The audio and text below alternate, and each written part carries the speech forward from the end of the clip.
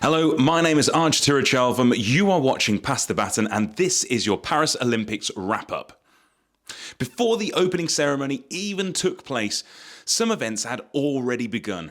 And we had several of those events being team sports. We had the Rugby Sevens, which in my opinion has been a highlight of previous games. We've seen lots of success with it, and it's a bit of a shame that it's taken place behind the official opening. However, we do have the knockouts, the semi-finals, and the finals still to come.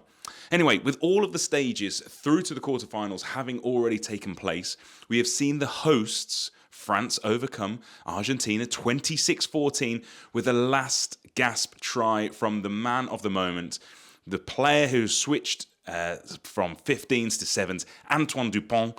Then we have Fiji also making it through, who managed to break past Ireland 19-15, incredibly close.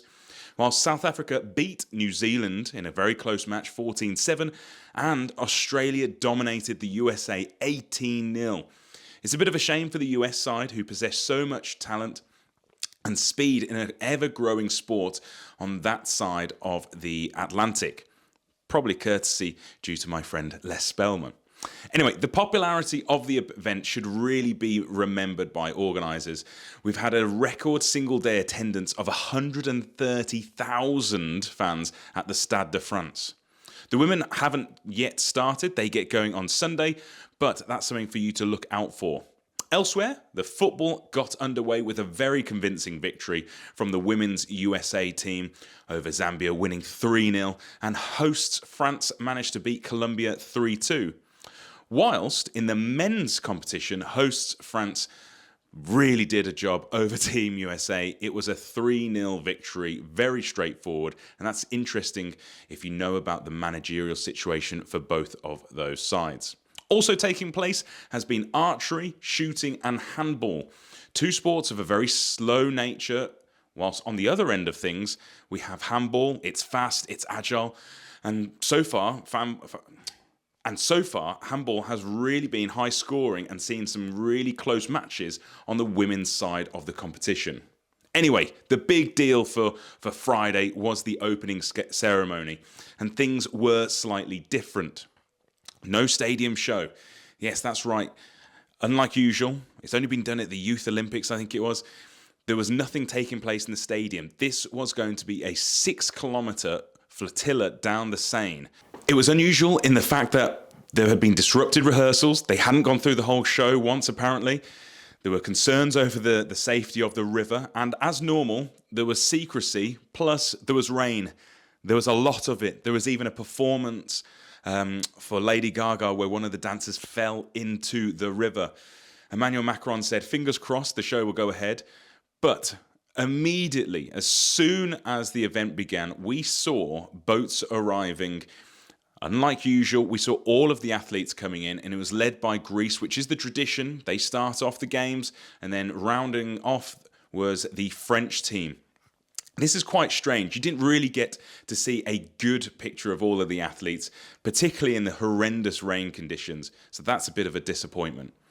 But throughout, we saw Zinedine Zidane appearing at the start, handing over a torch to the next generation, it seems, and a massed parkour athlete. That was very, very cool. And that massed parkour athlete is a common theme. They run all the way through. We visited several of Paris's monuments and attractions, and that's probably why they've done this. We saw Lady Gaga perform. We saw Aya Nakamura team up with the Republican Guard, which was very, very cool. We saw a heavy metal band, Gojira, perform a liberation piece, which was really theatrical. I really liked that one with Marie Antoinette featuring in it. Not the real Marie Antoinette, obviously. And then we led to a floating and fiery performance. I'm not quite sure how they managed to have that work, but Juliette Armanet performed Imagine. I think that happens quite a lot at opening ceremonies. But it was a beautiful performance.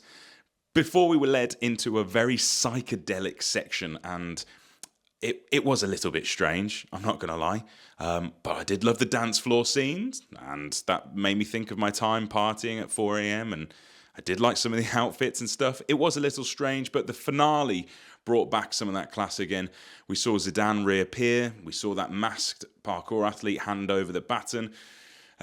We saw then 24 athletes take that baton, initially by Nadal, Serena Williams, Carl Lewis, and Nadia Comaneci. Nadia Comaneci actually came to Serena Williams' rescue when she almost fell off the boat. I don't know if you saw how rough the sea was. That's definitely something you want to go and skip back. It was very, very rough. But then we saw a procession of French athletes, particularly a 100-year-old French Olympian being the penultimate torchbearer. The cauldron, ever since London 2012, I think that's been something really, really cool. But obviously, we've had loads of different lightings of the cauldron. But this one was really cool. 30 meters up in the air, a floating hot air balloon. Very, very cool. And that was outside the Louvre, whilst over at the Eiffel Tower, where a terrific laser show was taking place, was a performance from Celine Dion. We know she's been incredibly ill. Was she actually going to be able to perform? And she was the embodiment of the game, the spirit of the games. She sang beautifully, and it was a real moment where everyone kind of came together in that games feeling. So overall, the show was a bit disjointed, whether that's to do with the weather or whether that's because it's over 6 kilometres. I'm not sure if it was great for viewers, particularly who were there at the time. But with it being French, there was some real artistic moments, there was some great entertainment, and there was a lot of intrigue. There are some particular highlights. There were some really odd moments, which I think happens a lot at opening ceremonies. But I've got to say, I couldn't take my eyes off the screen. And I think that says a lot about an opening games. Anyway, the games have now begun. So this is the place for you to stay up to date. Hit subscribe, tell your friends all about it. You can join Pass the Baton, send us your questions, send us your moments.